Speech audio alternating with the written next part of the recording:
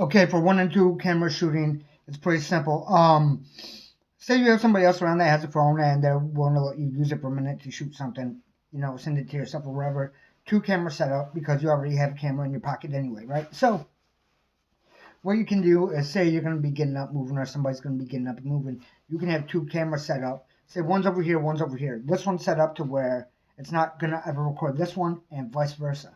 You can do it even when you're going around a corner. This camera is never going to catch this one. So you can have it to where you're coming around, and the editing, there's not going to be a lot. You're going to be chopping a little bit here and there, boom. You got something that's pretty seamless.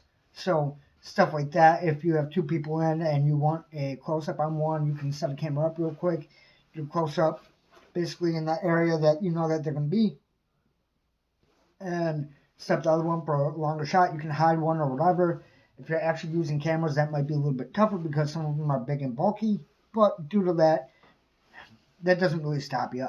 You can place them however you need to place them, period, and all that. I do have a camera that I haven't been using, but I do have a tripod for it. And the reason I haven't been using the camera is just because I lost the SD card reader. So let me bring that tripod over real quick. Now, you don't need this by any means. You can easily shoot without one. I shoot without one most of the time. The only reason I shoot with this really is if I'm using my phone for something else during the shoot. So I have it set to where I have another camera, which is a drone that will just send video to the phone. So say I'm going to do a 2 camera setup with this and the drone. Well, I can't use this, but I can monitor where that one comes from. And the one I'm using on this, I can't monitor. I just line up the best I can. And usually, at most, I would take a minute too, because I know basically what I'm looking for before I start. So yeah, as far as 2 camera setups, it really isn't needed. I mean, Curb Your Enthusiasm uses that. I think The Office uses that. There's a lot of movies that use that. It has more of a realistic feel, in my opinion. It's not, um, what's the best way to put it?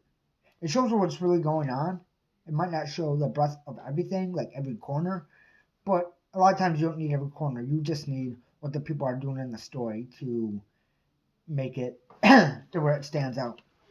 That's it. And sometimes that can just be an angle or something. You can set up cameras as crazy as you want. Look at Death to Smoochie. That one has some crazy stuff for sure as far as camera angles. And then the French New Wave, even though I don't like French New Wave stuff, I do like stuff that was inspired by it because it throws the rules out the window. It sets cameras wherever the hell